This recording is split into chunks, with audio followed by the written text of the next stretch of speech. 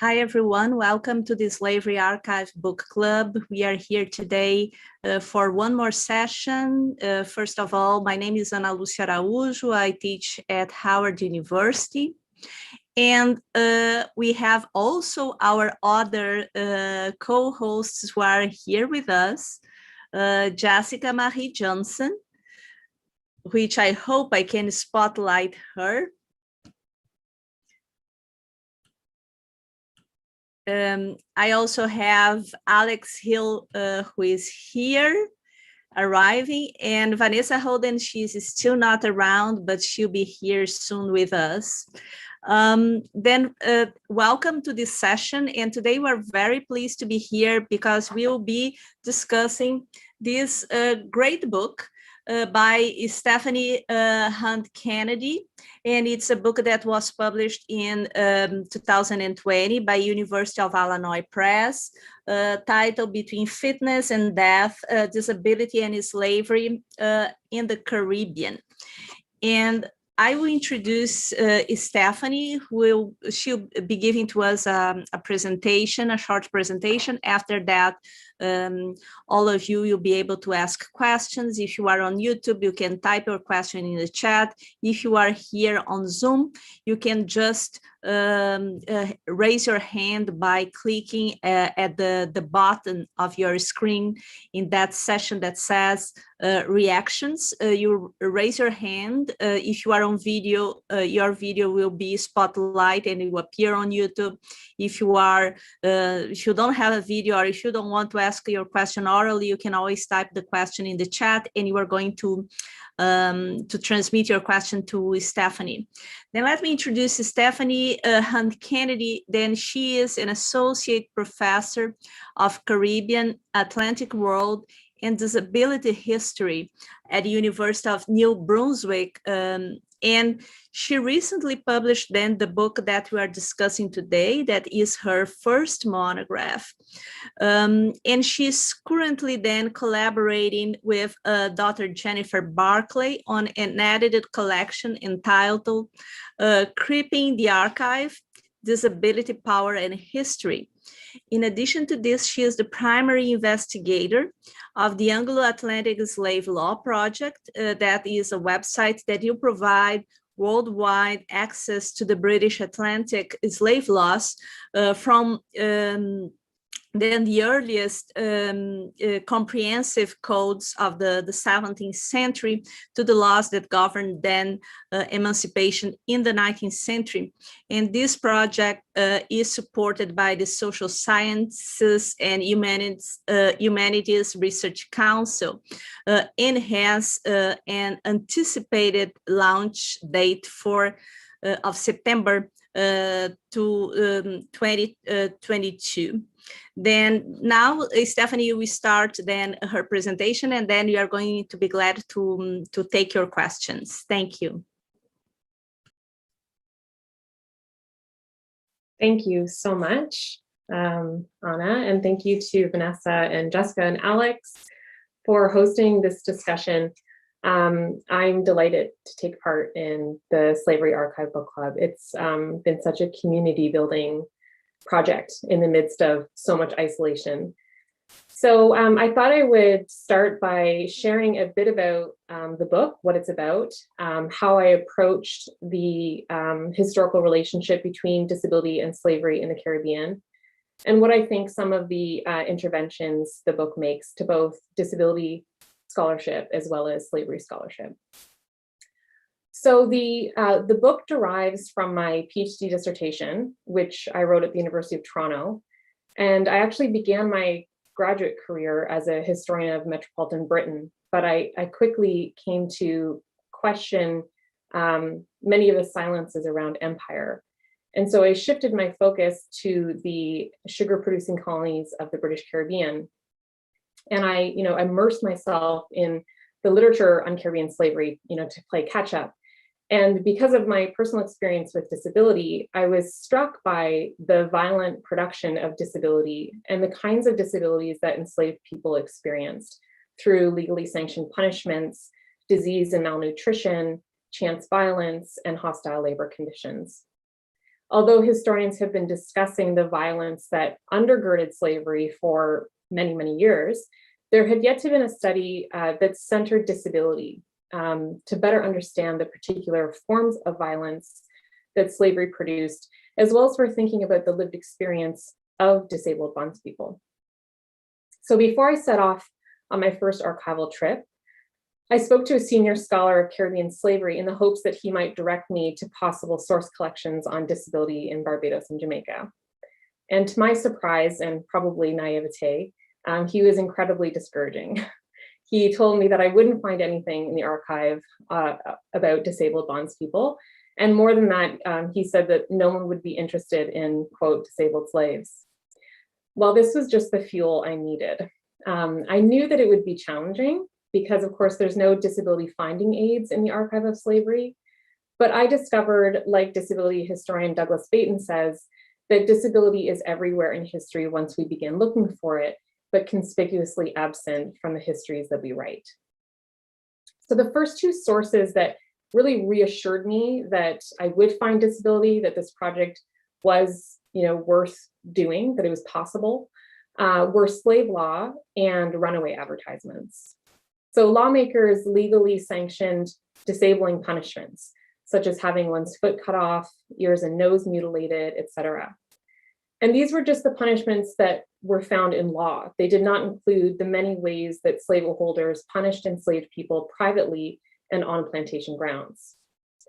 So in runaway advertisements, I found descriptions of bondspeople with bodily deformities caused by disease, sensory impairments, amputated limbs, as well as individuals who were described as walking with limps. So these were the two sources, slave law and runaway ads, that served as kind of my starting point. And from here, I was able to find disability in various other places in the archives, including European travel logs, plantation records, and management guides, and abolitionist and pro-slavery rhetoric. Now, none of these sources are new to historians of slavery, but when read through the lens of disability, they reveal new insights into the institution of slavery and the historical intersections between racism and ableism. When it came to approaching disability among Caribbean bondspeople, I found that the methodological approaches to disability that had kind of been popular in disability scholarship just didn't fit right in the context of Caribbean slavery. For instance, the social model of disability has been incredibly important to contemporary disability rights, and has framed much of the scholarship on disability. Now, the social model argues, and I'm simplifying for the sake of time, that impairment is not the issue, right? That disability is not tragic, it's not something that needs to be fixed, but rather it's a universal condition to which we are all susceptible. And while this is true and meaningful, especially in the context of a contemporary global north, I found that it was not helpful for thinking about the historical relationship between disability and colonialism. I found that thinking historically about disability among a population of exiled and colonized people ruled by European plantocracy and whose impairments were produced by punitive state violence required a different set of methodologies from those formulated in the Northern Metropole. So I argue instead that the violent production of impairment among the enslaved was in fact tragic and involved incredible levels of violence. So in spite of disability's universality, it must be understood in specific historical contexts. Histories of disability and colonialism must remain attentive to different patterns of colonial exploitation and racialization and the distinct legacies of disablement that they produced. Just allow me to share my screen.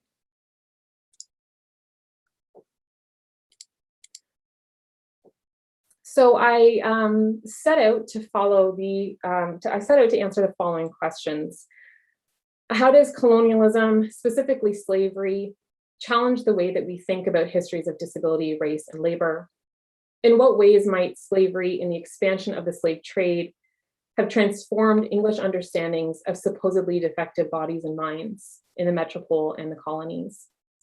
How did disability, disfigurement, and deformity among the enslaved, whether transient, permanent, natural, or inflicted, influence understandings of race and ability in the colonial period? How did slavery-induced disability shape the embodied reality of enslavement in the British Caribbean? So when we place the unfree laborer at the center of our discussion of disability in the Atlantic world, we come to understand two things. First, that the histories of disability, sorry, I've lost my notes. First, that the histories of disability and slavery overlap in significant ways. And secondly, that Caribbean bondspeople are an integral part of wider disability histories.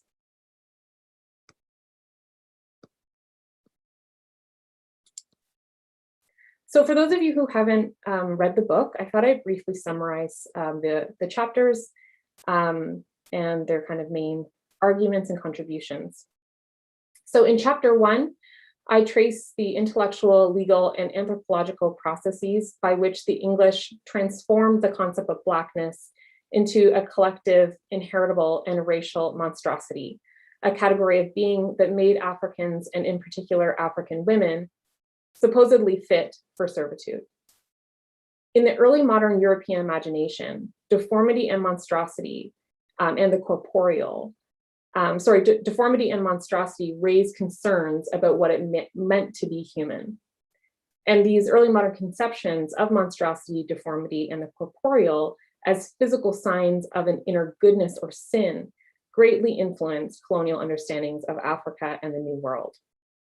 For instance, the English drew on medieval and early modern concepts such as monstrosity and maternal imagination, which was the notion that a woman's wayward imagination could imprint upon her developing fetus and determine the infant's appearance, to explain the origin and heredity of Black skin color.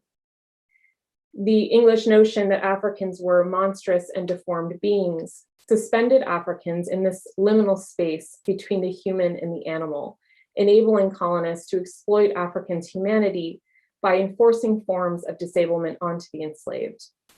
So I argued the place of monstrosity in the emergence of slavery and anti-Black racism is key to understanding the historically entwined construction of racism and ableism in the Atlantic world.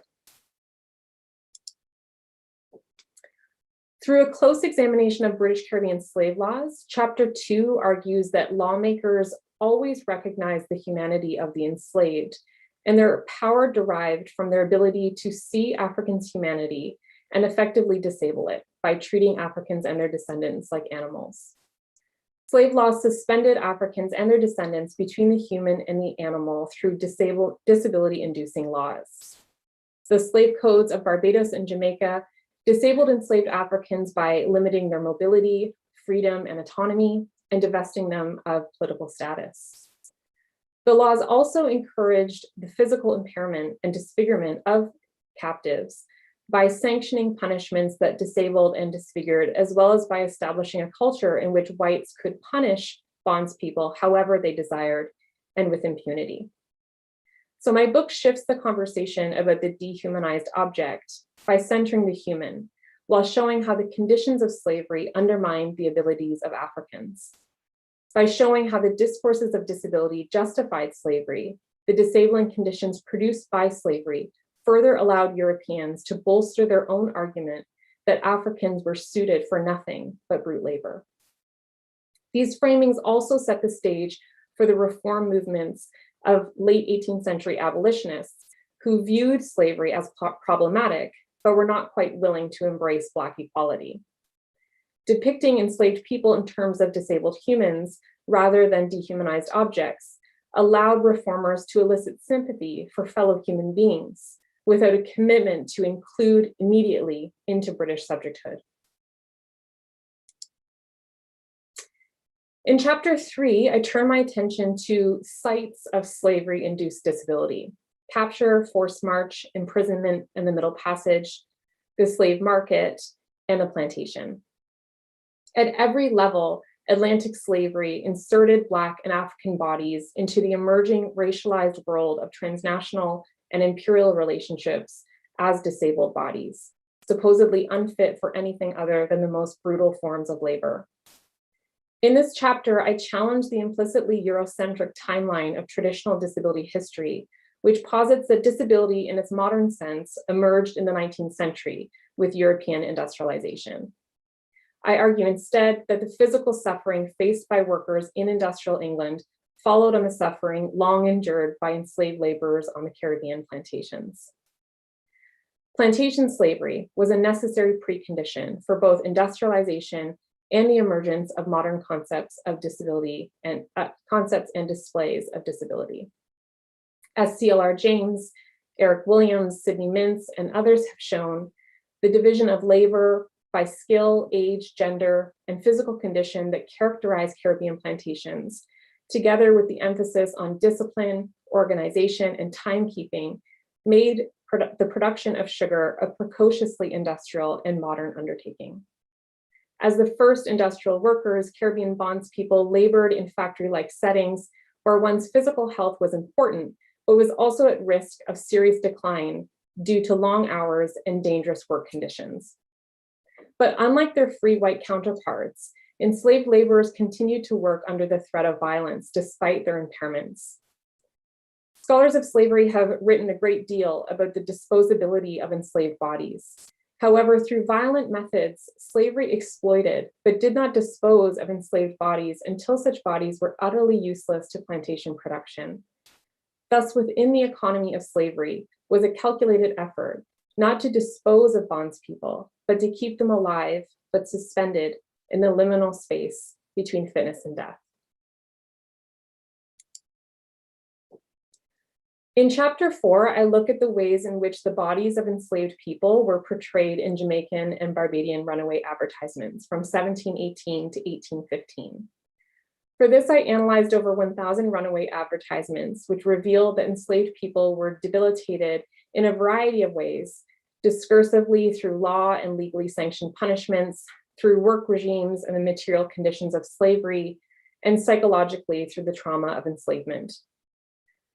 Runaway advertisements give us a window into the different physical, intellectual, and emotional impairments endured by the enslaved, and suggest some possibilities about the changing reference to identifying marks over time. For instance, in the last decades before the abolition of the slave trade, runaway advertisements in Barbados and Jamaica show a remarkable decrease in mentions of branding and marks of the whip, both of which were cornerstone of the abolitionist attack on slavery. The decline in mentions of branding and marks from the whip in runaway advertisements suggests that slave owners were conscious of how abolitionists utilized the descriptions of disabled and injured bondspeople in runaway advertisements in their attack of the institution of slavery.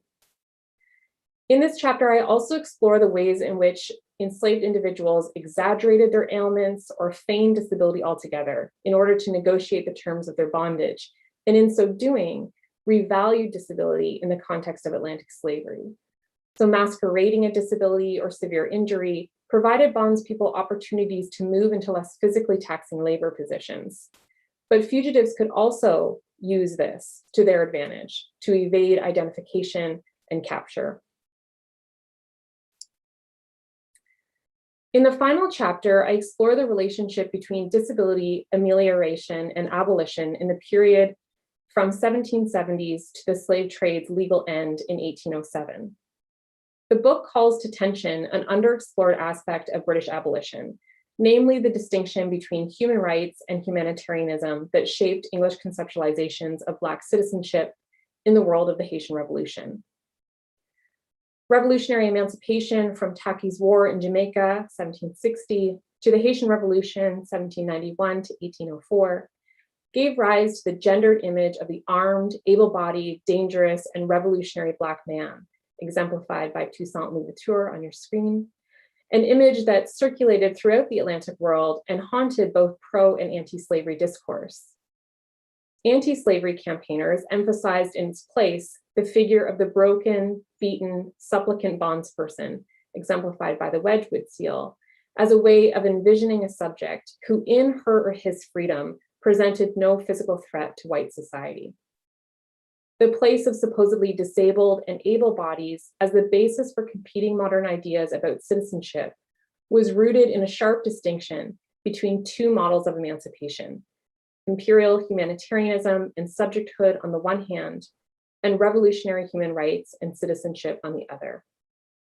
I argue that it is historically significant that efforts to relieve the suffering of both disabled and enslaved people were not framed in terms of human rights, but in terms of humanitarianism. So Between Finis and Death engages in the complicated task of understanding the damaging material effects of disablement while refusing to foreclose the possibility that disability was a site of opposition to the commodification of human beings and a form of protest against one's status as commercial object and labor power. Slavery created a world with historically, culturally, and ideologically distinct and often competing understandings of disability and ability. The fact that bondspeople's impairments were produced by the violence of colonization, the dispossession of land, the physical enslavement, and the control of resources perpetrated by European colonial powers is central to the story told in the book. But so too are the ways in which bondspeople revalued disability. So Between Finis and Death demonstrates that the study of disability in the context of Atlantic slavery engenders possibilities to read disability among the enslaved in multiple ways, not only as a sign of victimization and lack, but of power and possibility. Thank you for your time, and I look forward to being in conversation with you. Thank you so much, Stefanie.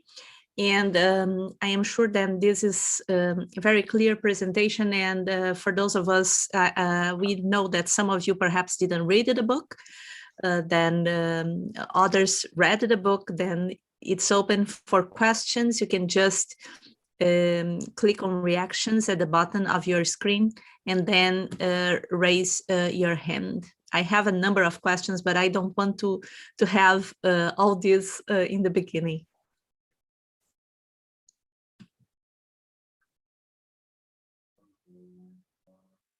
Do we have questions? Okay, then I will start. I have a few questions, and of course that these questions emerged as I read the book, and there are elements that then, of course, as we read the book, we get the issue of the introduction, the incorporation of this concept of disability, to refer then to the bodies of these Africans that in the beginning, apparently this idea emerges before the beginning of the Atlantic slave trade. And this is what I would like you to talk a little bit about. Because at some points we have this impression that disability is provoked by the enslavement of Africans. And this, of course, in the context of the English colonies in the Caribbean, occurs then more prominently at the 17th century, and then especially in the 18th century. However, of course, Europeans and Africans, they were in contact much earlier than the 17th century. And it's not clear to me how we deal with this idea of African disabled bodies in the spirit that is in the early encounters, then, and with this notion then of disability, monstrosity. And I ask myself if there was something else, because by taking this framework of disability as something on the one hand that was provoked by enslavement, but if you are basing this, the emergence of this idea in periods and sources that appear before, it also gives the impression that these men and women are being enslaved because they are disabled. And of course, this is not necessarily the case, and I don't see the sources of this early period emphasizing that. not only the written sources, but also the visual images that we have from these earlier periods. And you make a lot of comparisons in the first chapter with the indigenous populations as well. But all these ideas of being savage, being monstrous, disabled, or strong, or beautiful, or naked, all this is not necessarily a synonym with disability. Sometimes they are combined, sometimes they appear differently. And at some point, you also mentioned the fact that the English, they were reading these sources that the Portuguese produced, because they were the first who had contacts with these African populations. Then I would like to know what are the sources that were being translated and that were provoking this particular vision.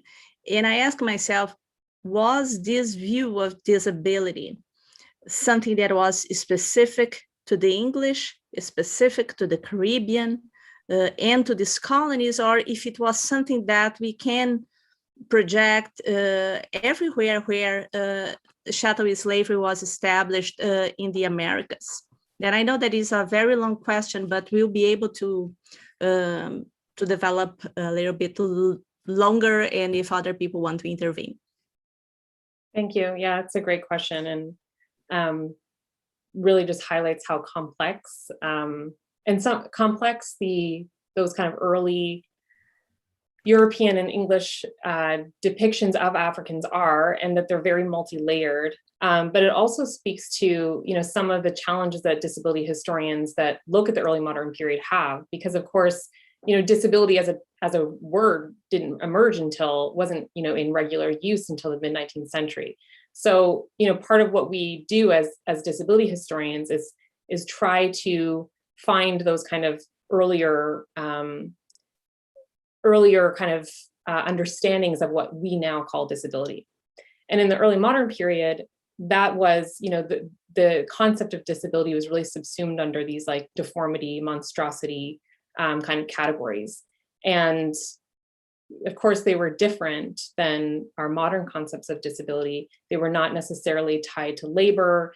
They had a kind of supernatural element to them when we think about like monstrous births and ideas of monstrosity and deformity.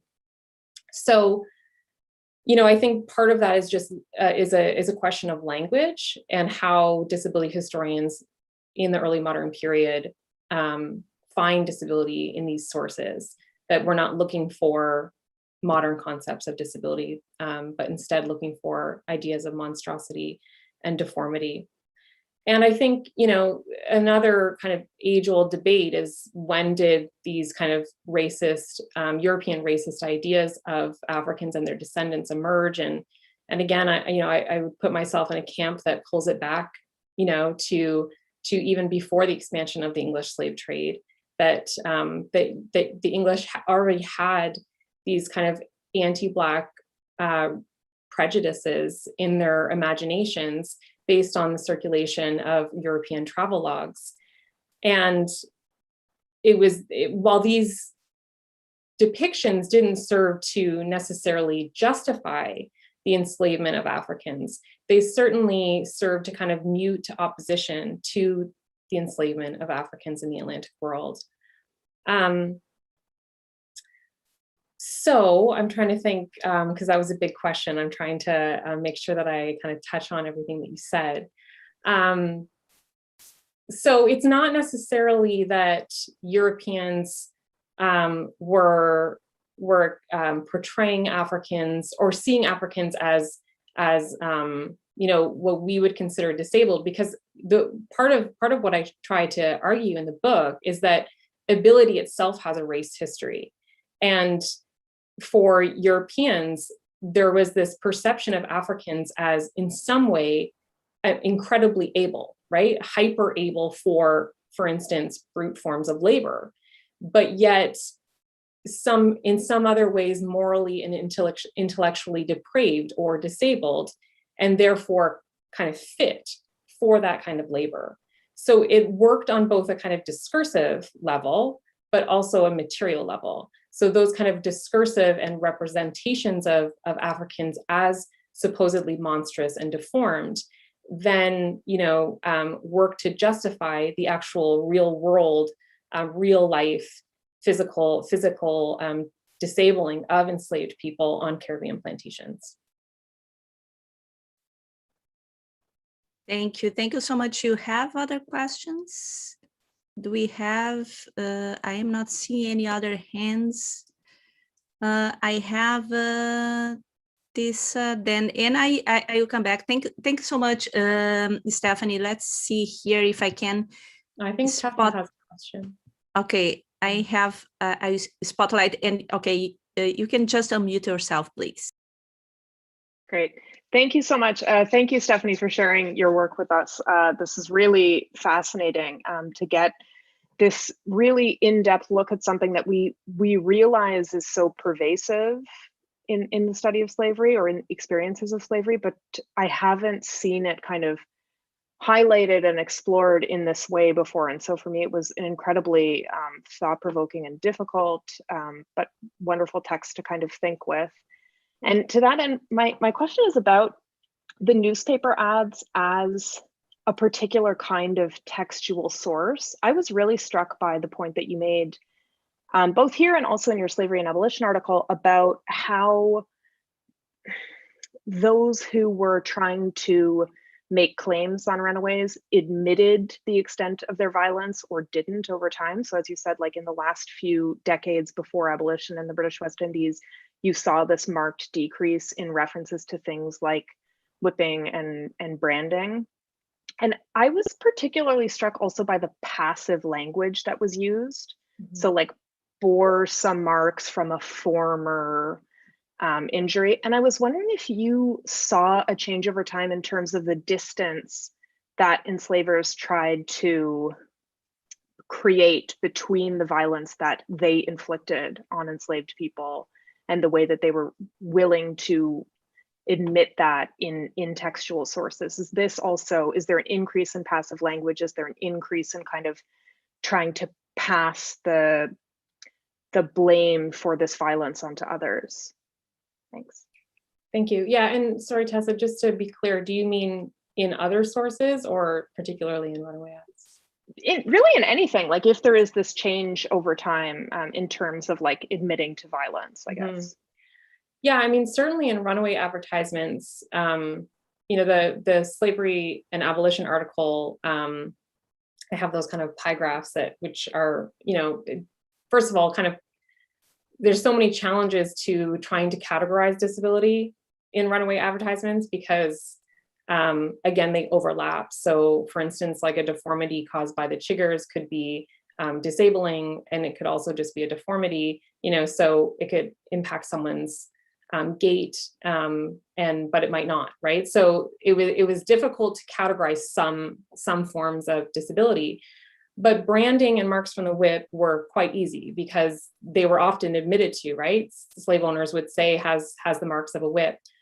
But yeah, by the 1780s, 1790s, there's this decrease, this sharp decrease in mentions of marks from the whip, or as you've summarized, a kind of passive language. So saying, marks of the whip from some former whipping. So, taking any accountability, away from the slave owner. And same with branding. There's just not many mentions of branding in those 2 decades. And of course, that doesn't mean that enslaved people were not being subject to these forms of violence, right? But rather that slave owners were really conscious of the power of branding in abolitionist rhetoric, and particularly that abolitionists used runaway advertisements as this kind of source, as part of their kind of propaganda strategy. So yeah, I think it tells us a lot about just that circulation of knowledge and the knowledge that slave owners had about the power of those anti-slavery images.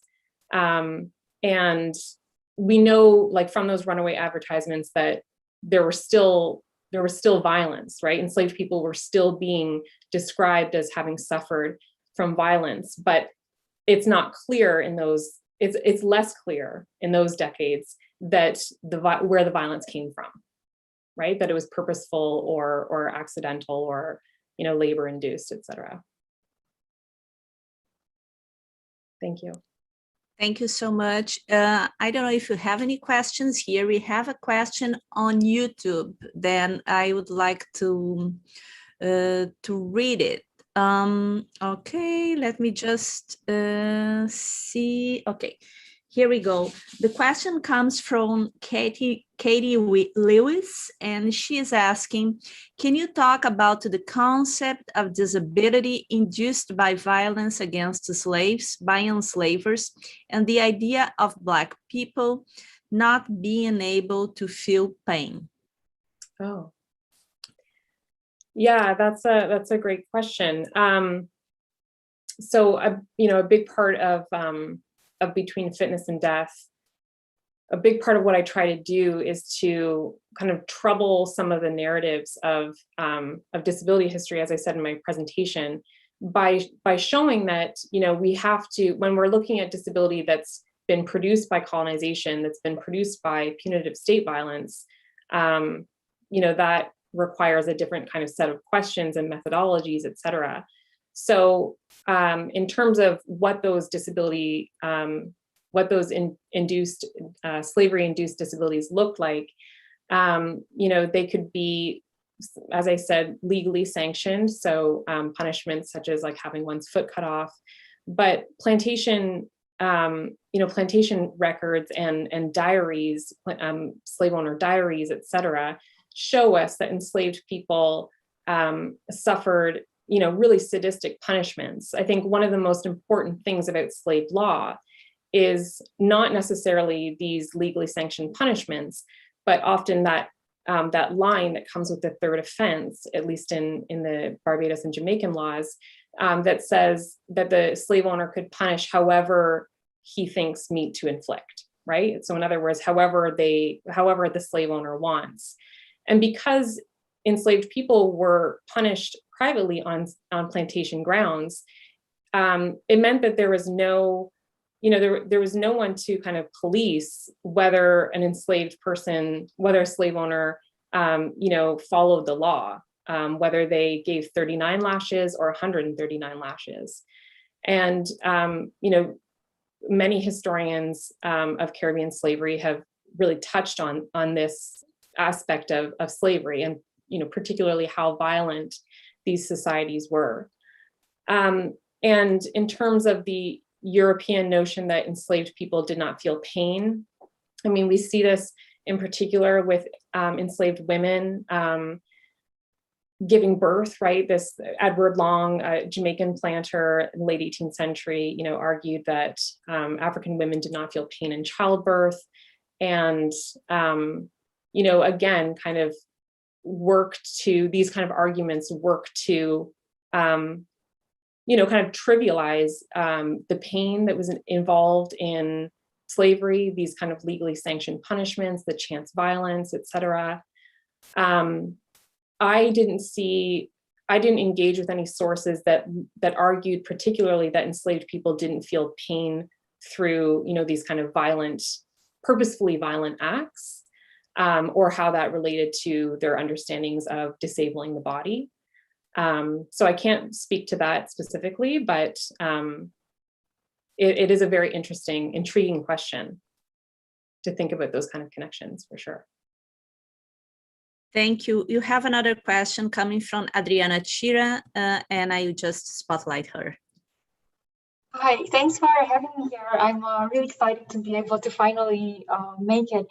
Stefanie, I read the book this weekend, and I'm a historian of Cuba, and I work with legal cases, and I've been working with cases in which enslaved people are claiming kind of forms of reparation for being subjected to a lot of violence, and they're doing this around the 1860s. So it's a very contentious process where we can actually see enslaved people contesting the forms of violence that they're being subjected to and claiming something in return, right, without the help of abolitionists. So my question to you is, and perhaps it might sound like a, you know, I apologize to you because I'm coming from the Iberian context, the Spanish Empire, where like I'm working with legal cases and freedom suits, so it's a bit different, and we see more voices from below. But I'm trying to understand more if, and it goes back to the first question that Ana Lucia raised, like if you can talk a little bit more about this category of disability and the sort of political implications that it has for thinking about things like reparations, Afro-descendant subjectivity, and the sort of like the sources in your book have a very predominantly white gaze. We don't see contestation. We don't see much push against discourses that that are dominant. That Blackness is associated with disability. Many of the laws, the penal laws that are passed, right, they're passed in multiple versions precisely because the white, the colonial governors, they cannot, and the planters themselves cannot control the population, right? So like there is contestation happening, and we can see it in the multiple versions of laws. But I just wonder if you can talk a little bit more about what kinds of pushback there is. Mm-hmm. That's one thing. Another thing is I'm just wondering what are the implications of I mean, I see it very valuable to think about the violence of capitalism and the violence that capitalism inflicted upon people of African descent. But the downside of that is that, you know, we don't see there's such a the subjectivity is that of victim that emerges. We don't see a full subject that is a political subject as well. And I wonder if this is a source problem, if maybe I don't know, if you could talk a little bit about that. Thank you. And I'll stop there. I don't know if this makes sense. I hope it makes sense. I'm coming from like another historiography. No, it's okay. Thank you. And I have a few notes to begin. I'll try to begin where you began, but forgive me if I bounce around a bit. So, you know, in thinking about reparations, of course, like the British Caribbean at this time, that just was not a thing, right? Enslaved people didn't have access to the courts in the way that other empires did. But what's interesting is that disability and ideas of compensation do come up in the British Caribbean slave laws, but regarding white people. So in 1702, if I'm remembering correctly, there's a law that comes out that compensates any white person who becomes disabled while trying to catch a runaway. So this is like a really early, you know, kind of disability pension. You know, if we can use a kind of modern term, the person was compensated a certain amount of money because they were, you know, because their bodies were became disabled in this pursuit of policing, of trying to catch a runaway. So that's, you know, really interesting in terms of thinking about, you know, how bodies were valued in the Atlantic world, and particularly ability, because of course, on the other hand, runaways were, you know, especially, you know, quote unquote incorrigible runaways, were often penalized very brutally and often became disabled through those punishments. In terms of, you know, sources, you're absolutely right. I mean, it's difficult to find the voice of the enslaved person in the British Caribbean, you know, disability aside, right?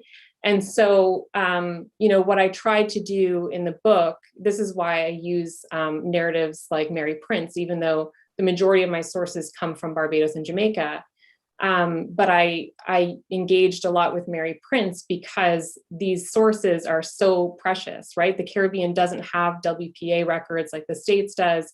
We just don't have records from the 17th and 18th century that give us, well, we don't have many that give us the voice of the enslaved. So it was certainly a challenge in thinking about the book, which is why I engaged with sources like Mary Prince.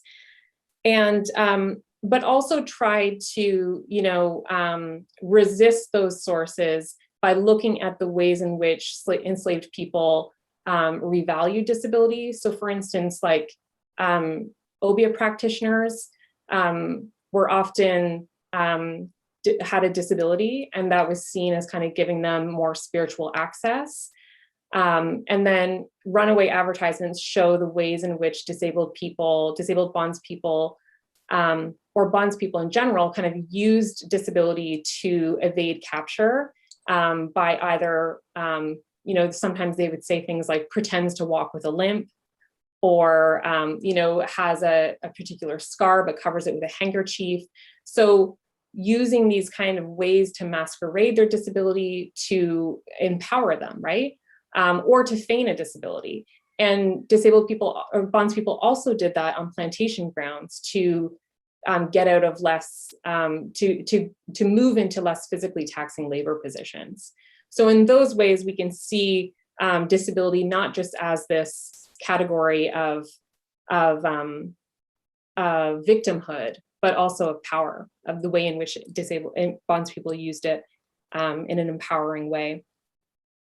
And, my book is certainly, a big part of it is a kind of intellectual history of race, right? And the way in which racism and ableism come together and are mutually constitutive forces in this period. So in that way, you're right, many of the sources I use are written by white, male, Creole colonists, which I think can be, kind of said for this period of the British Caribbean in general. But I did try and leave, thinking about these kind of historical intersections between racism and ableism, and also, really the importance of disability as being violently produced by colonization, while still leaving space for thinking about the social and cultural history of enslaved people as it relates to disability. Thank you. Thank you. We have now Jessica.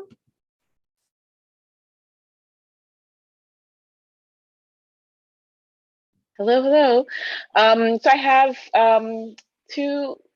three questions, and I want to kind of come back to what Anna was asking about, and in sort of a different direction, because I'm actually really interested in the ways of thinking about the different ways that unfitness for social inclusion interfaces with who ends up in the slave trade from the African social context.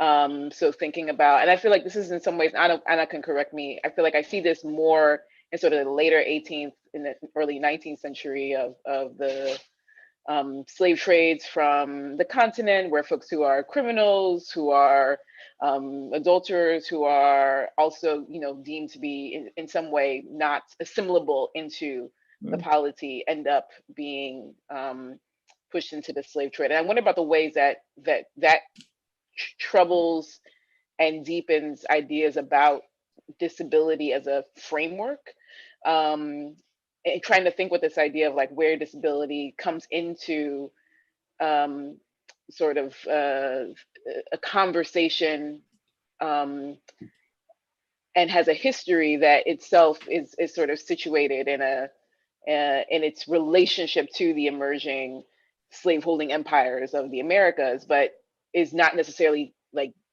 quote unquote disability earlier. So what is a kind of longer history of even this intellectual construction, and how might how it's related to, and how how it operates before and if it is ever called like quote unquote disability in the continent context, how that might offer something. I don't know if you had encountered any of that in the sources that you were working with, or in some of the ways that you were engaging with the narratives.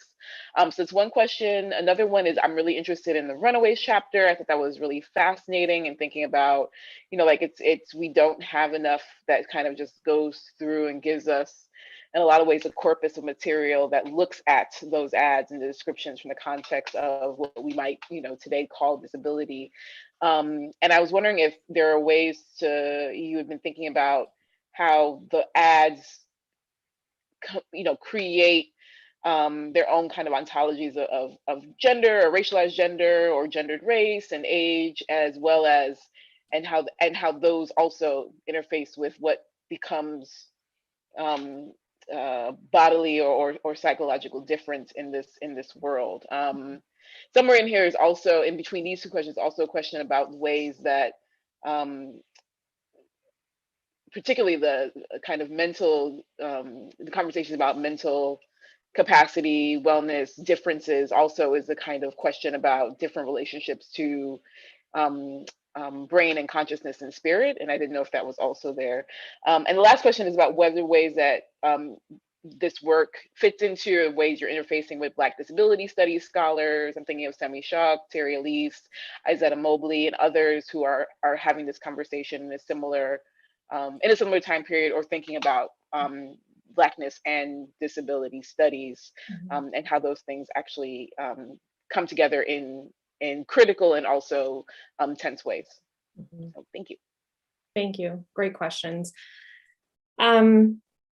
Okay, so in terms of the slave trade, what I think what's interesting about, concepts of ability and disability in this time period is that particularly when you look at slave traders and slave owners, is that it's more than just one's physical ability, right? That is important to slave traders. So for instance, like, I think it's chapter 3, discusses the ways in which European traders talked about particular parts of sub-Saharan Africa, and the people's kind of quote unquote fitness for slavery. So for instance, Coromantes, that, people didn't want Coromantes because they were supposedly rebellious, right? Whereas people from other parts of sub-Saharan Africa were seen as like acquiescent.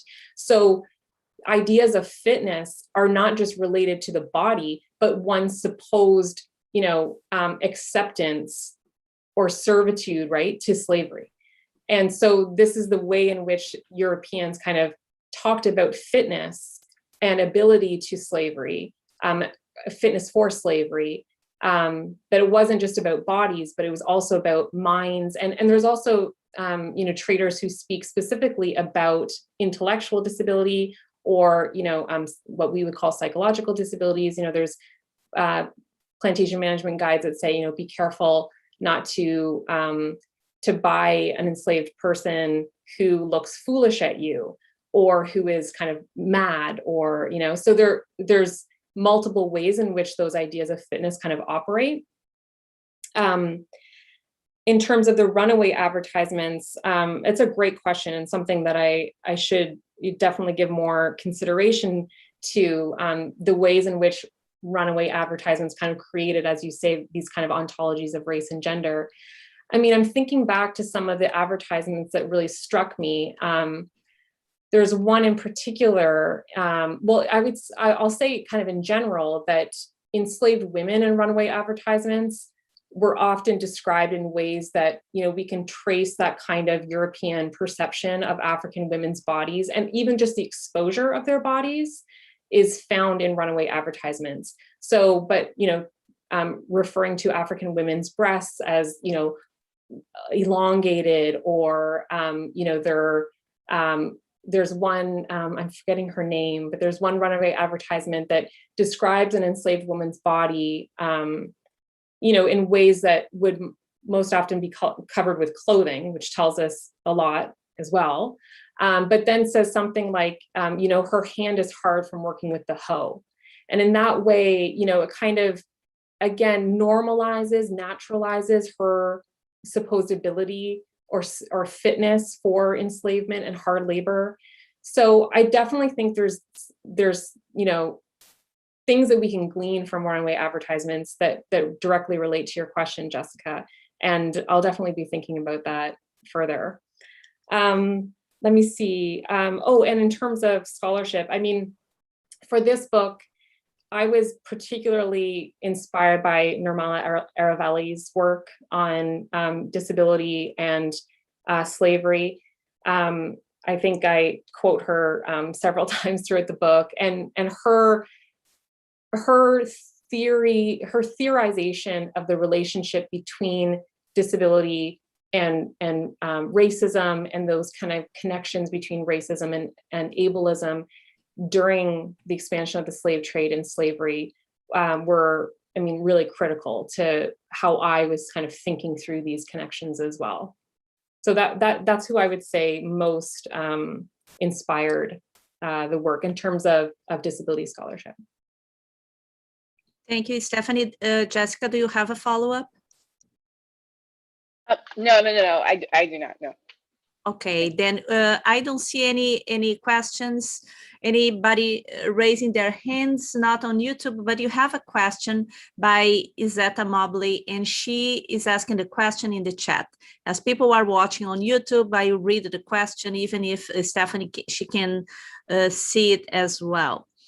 Dr. Hunt Kennedy, thank you for your presentation today. I'm quite interested in thinking about your work alongside and in conversation with Sylvia Winter, Saidiya Hartman, and Alan Samuels in the sense of producing an intellectual history of the management of race and disability that can account for and speak to notions of the human, quote unquote. How might a repositioning of our understandings of race and disability help us do some of the work that Winter, Hartman, Samuels, and other disability scholars are doing to trouble the category of human and reveal some of its foundation?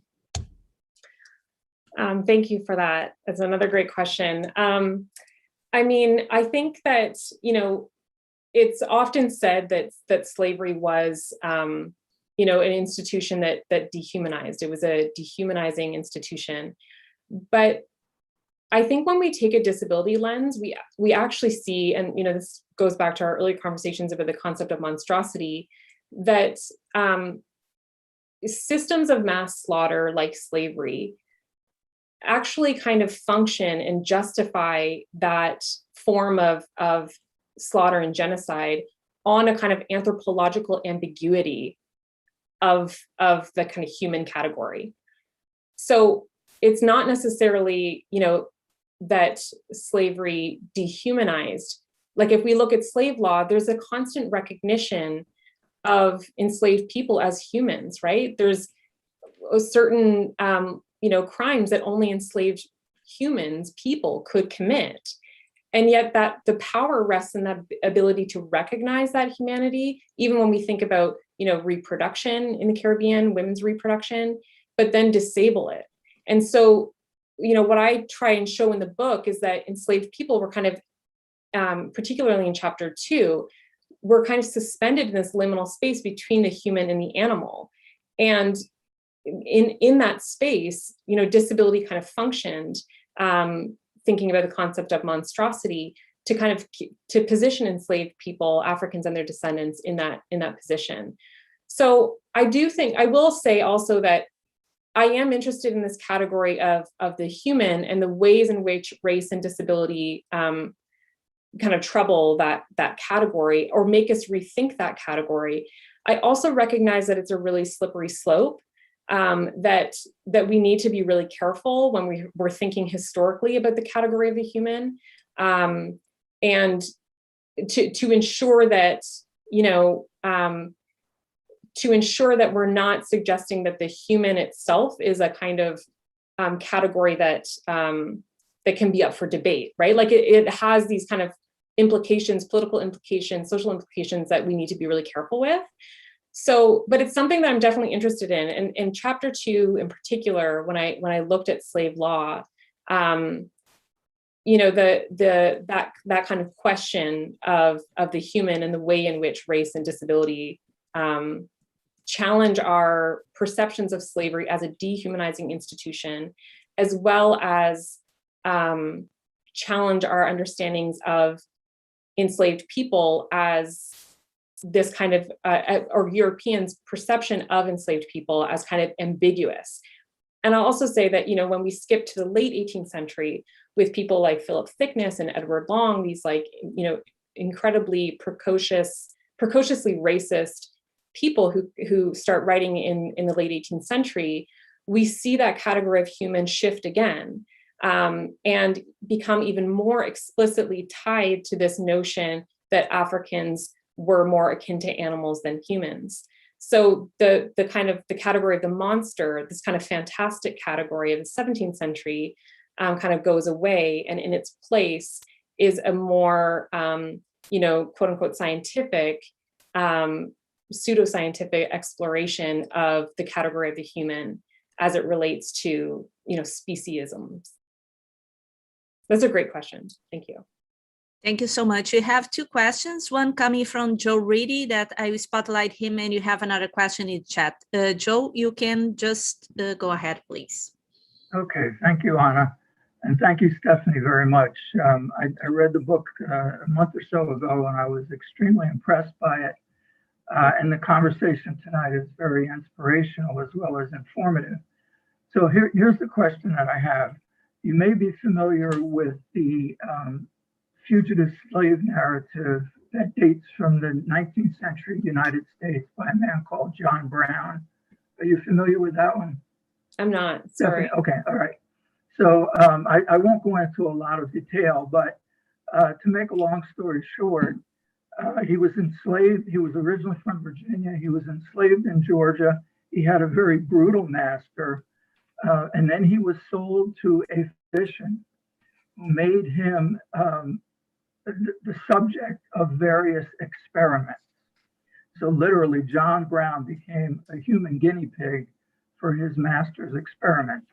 And among other things, the master put him in a ditch in the ground and then pretty much covered over the opening to the ditch, had his head above that opening, and then heated it up. So he did this at night, trying to see how much endurance, essentially, or tolerance Brown had for heat. Well, needless to say, he passed out. So then the physician would pull him out, revive him, and then put him back in the hole again. But even more unsettling than that, at one point, the physician master decided that he, as Brown explained it in his narrative, the physician master wanted to see how deep the black of his skin penetrated beneath the surface of the skin. So he began cutting him and then examining the cuts over some period of time. Well, after about 9 or 10 months of this, Brown essentially decided that he couldn't take it anymore. He ran away, he successfully escaped, and eventually made his way to England. And that's where he published this narrative of his. But here's my question. As you read this, and this is not a large part of his narrative, he does it in less than a chapter. And he withholds, I think, probably much more than he reveals. But as you read it or reread it, you can't help thinking that here's a man undergoing profound trauma at the hands of this slaveholder.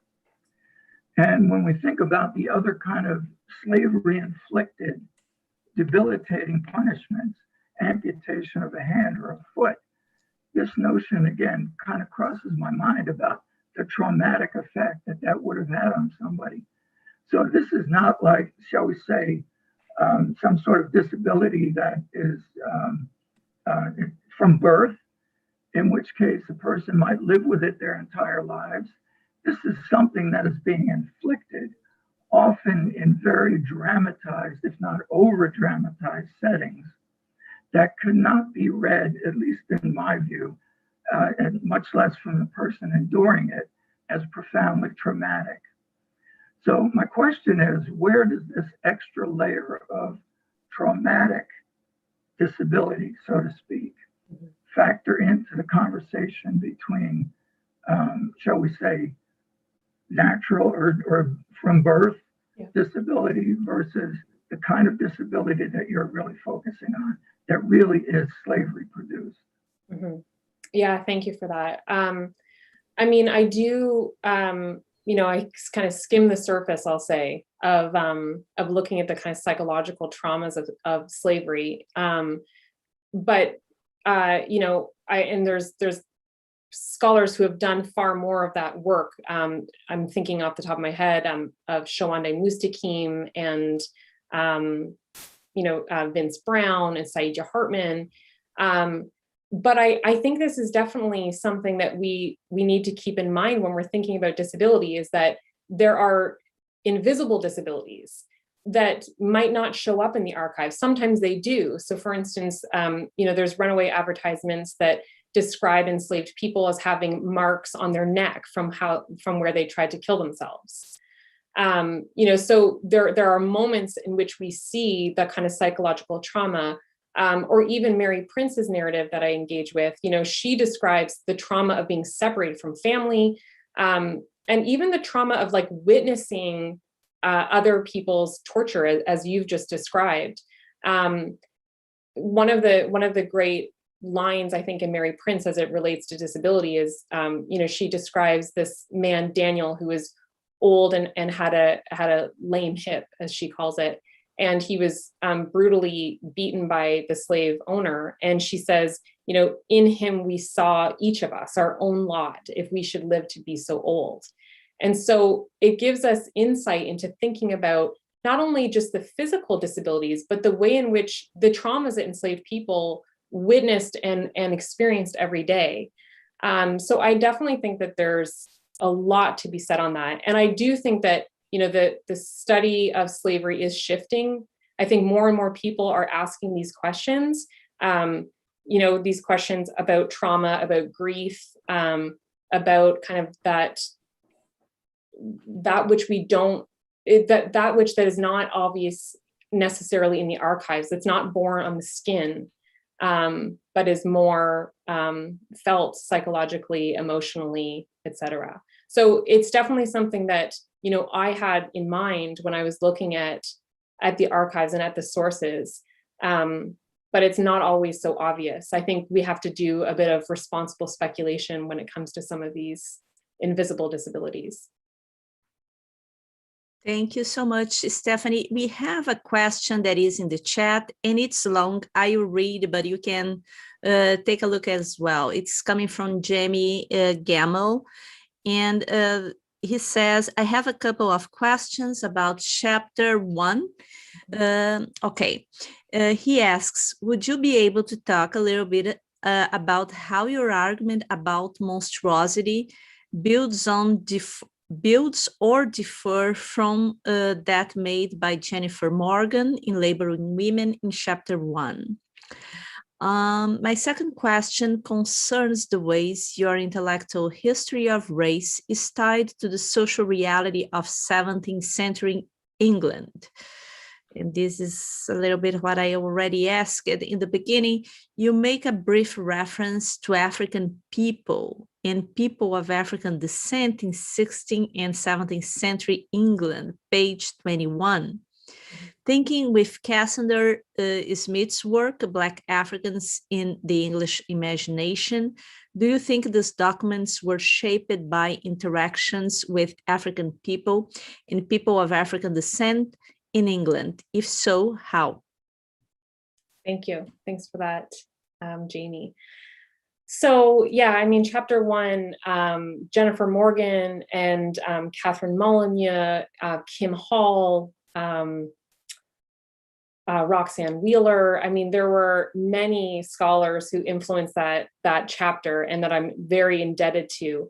I think one of the most exciting things about disability history is its ability, is that how we can kind of take a disability lens to histories that are perhaps that we're familiar with, that sources that are kind of traditional or canonical in slavery studies, and read them anew. So, for instance, there's been, decades of scholarship on monstrosity, particularly as it relates to gender. But when we look back at these kind of foundational works through a disability lens, it's like, oh, wait, we're talking about monstrous births, we're talking about congenital disabilities. And so all of a sudden, these familiar stories are read in new ways, and new insights are gleaned, not only into gender and particularly women's role in, supposedly producing disability, but also, or monstrosity, to use the term of the time, but also the kind of fear that was associated with the disabled body and disabled infants in particular. So, chapter 1, Jennifer Morgan's work was one of those early chapters that I read and I saw disability, so reading her work, it's like, wow, that's what I saw. And so revisiting some of those same sources through the lens of disability just kind of brings something else into the conversation. In addition to race and gender, we have this disability as a kind of category of analysis, and also as a category for thinking about power in general, broader understandings of power and the way in which that worked. Your second question, yeah, I think that I certainly looked more at the kind of circulation of these early European travel logs and their reproduction in England, and how these, there's tons of plagiarism happening in the 17th century, right? English people are reproducing these older European travel logs, and many of the kind of European portrayals of Africans are of them as being kind of monstrous beings. So I was more interested in that kind of circulation, that kind of production of knowledge. But also, I definitely think that the growing presence of Black people in Britain played a part. Like if we look at Elizabeth, she expelled Africans, she reinstated the law in 15, I forget, but because of this fear of Black people supposedly taking up the labor positions of the English, right? That was the reason why the English had a growing poor population. So I definitely think that the interactions and the growing population of Black people in England played a part in creating a kind of fear and seeing the Black presence as kind of threatening to the kind of developing British metropole. Thank you, Stefanie. Thank you so much. I don't see any questions now. I would like to follow up in some of the questions that were asked, and that I asked as well.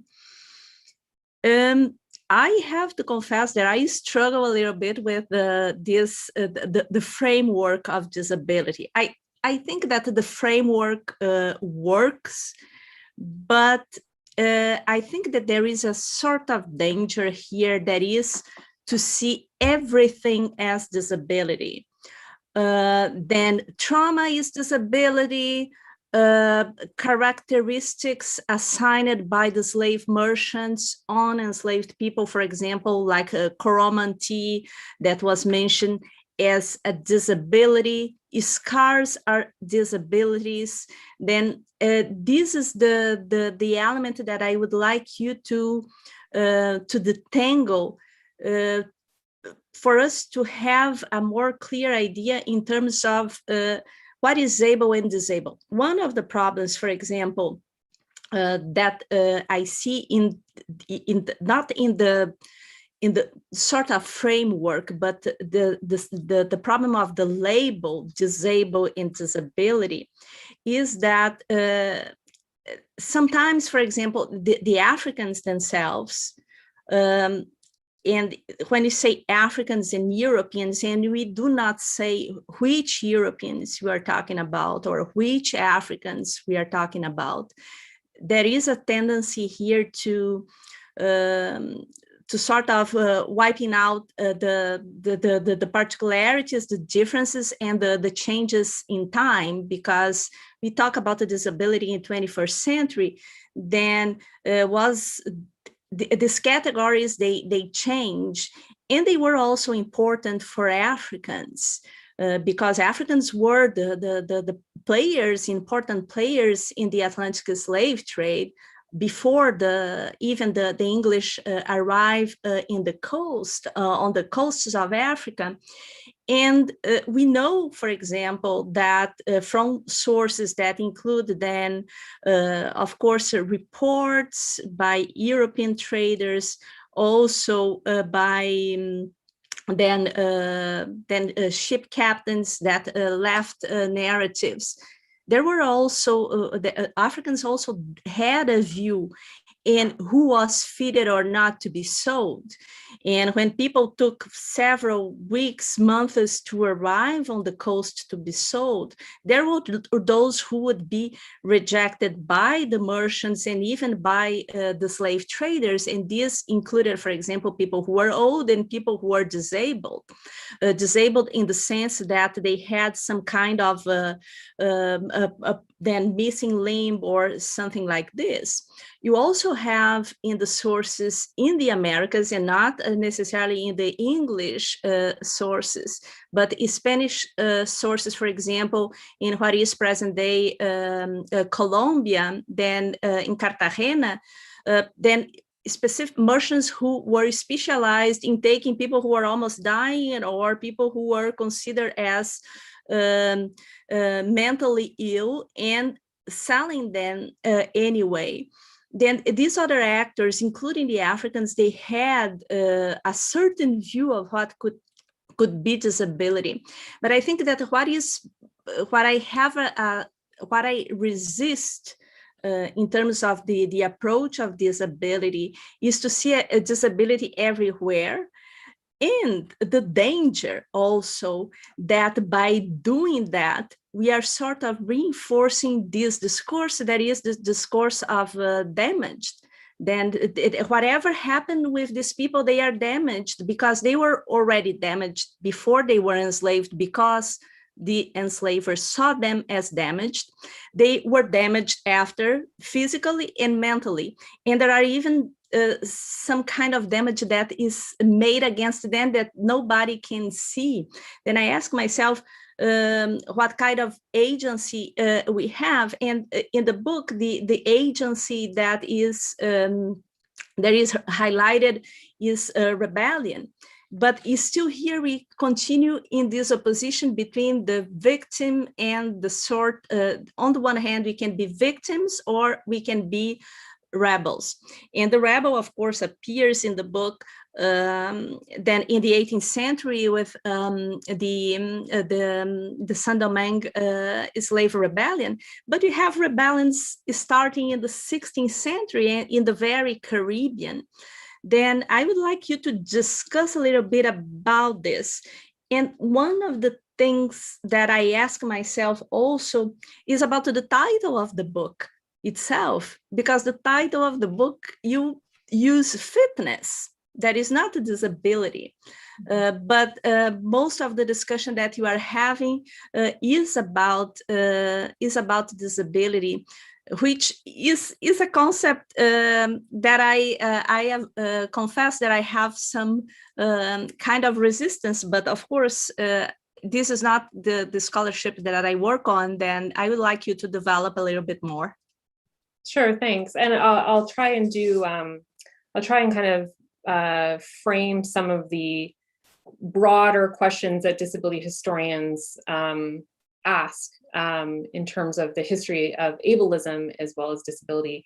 Because, I mean, to be clear, when I gave the example of Coromantee, I wasn't saying that Coromantees were perceived to be disabled. In fact, I was showing this question of fitness, right? So related to questions of ability are, again, for an early modern view, the term would be more fitness, right? Fitness for slavery, unfitness, seeing European English people seeing the British seeing Africans as in some ways intellectually, again, what we would term intellectually disabled, intellectually deficient, and therefore somehow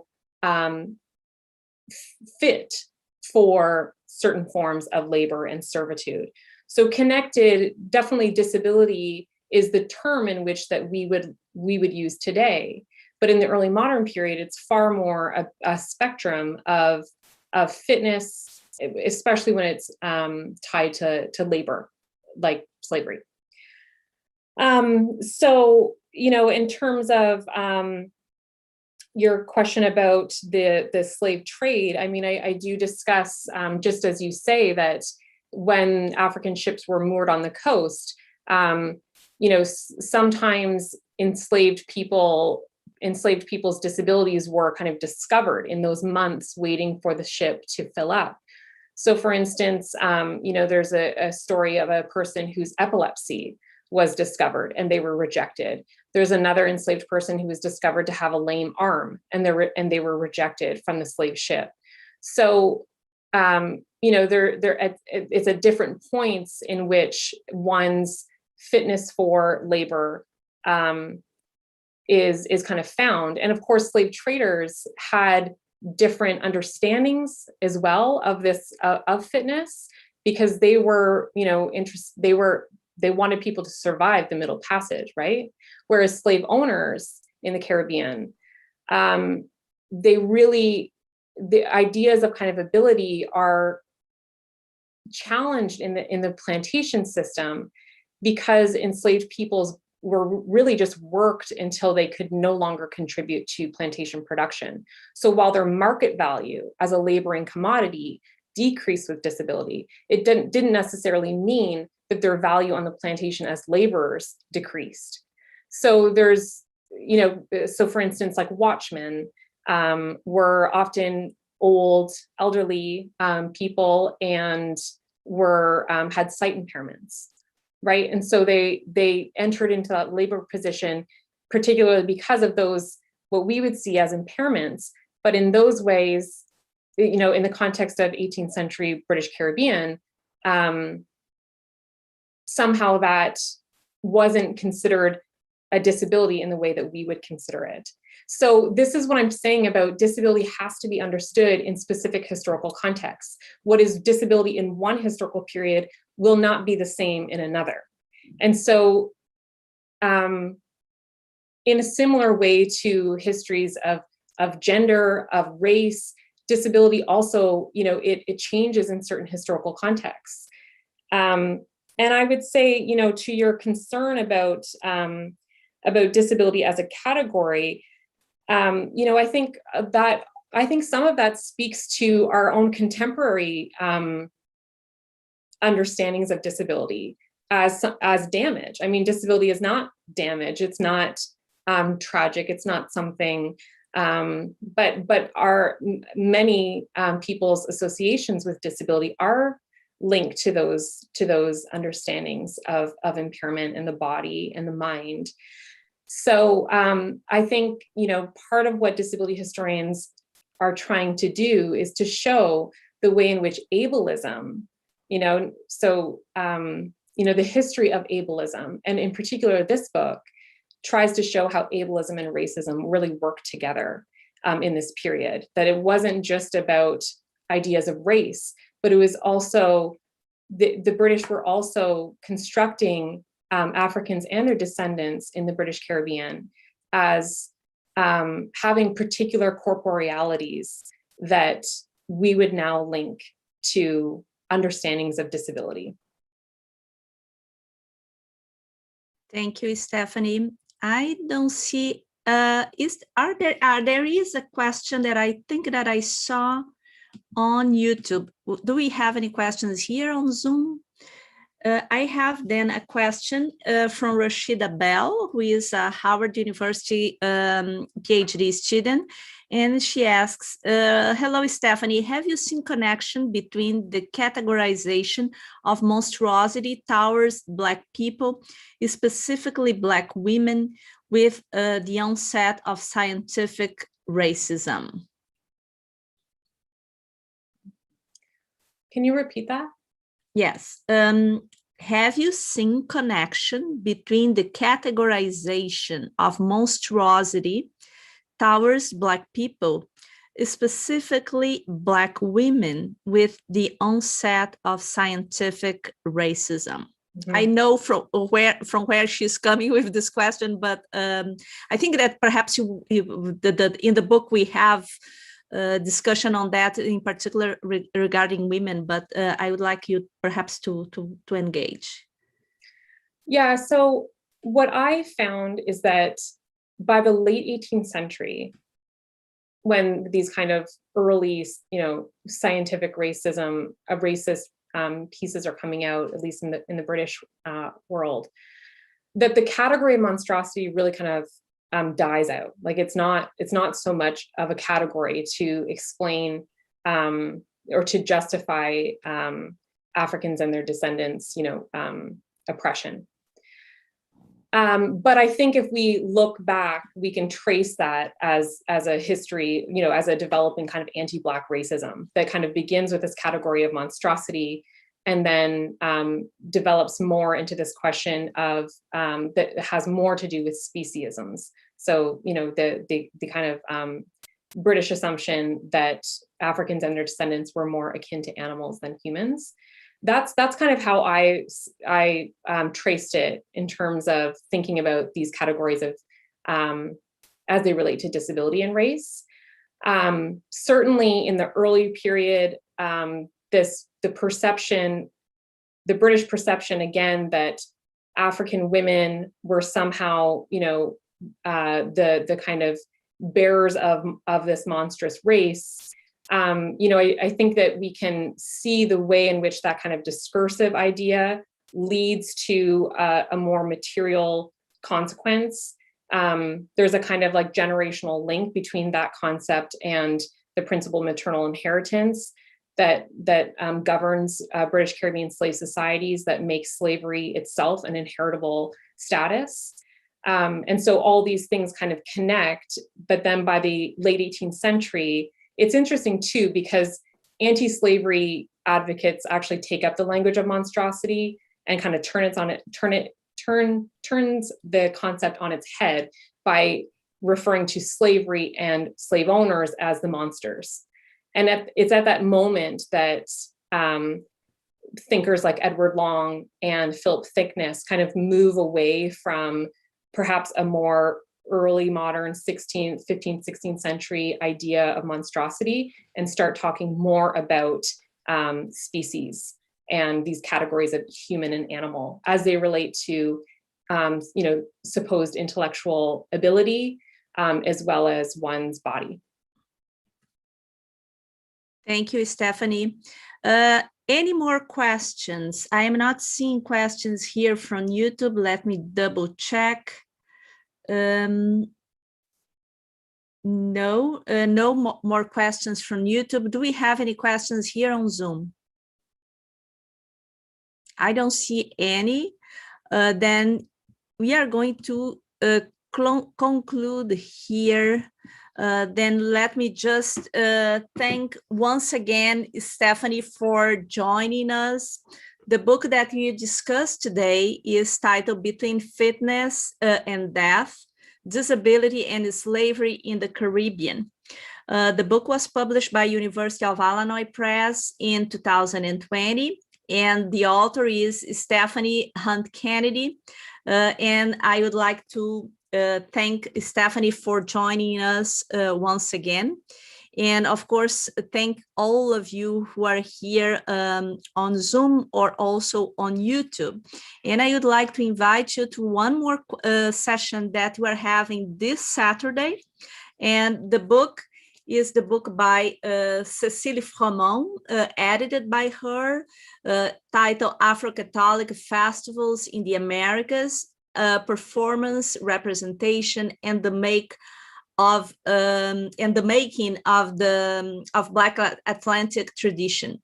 This is an edited book with several authors. It's the result of a conference that is based on a conference that took place a few years ago. Authors include Júnia Furtado, Miguel Valério, and several others. And you are invited. This is going to happen on Saturday, this Saturday at 1 p.m. You are going to be here on Zoom. You go to www.slaveryarchive.wordpress.com. You can register there, or you can watch on YouTube as well. And again, thank you, Stefanie. Thank you to all who attended. And I would like to highlight my co-hosts, Jessica Marie Johnson from Johns Hopkins, also Vanessa Holden, University of Kentucky, and Alex Hill, that I put here, Alex from Columbia University. Then if you missed the session, you can always watch on YouTube, and you can also then share the link with others who are not able to attend. Thank you so much and have a good evening. Thanks, everyone.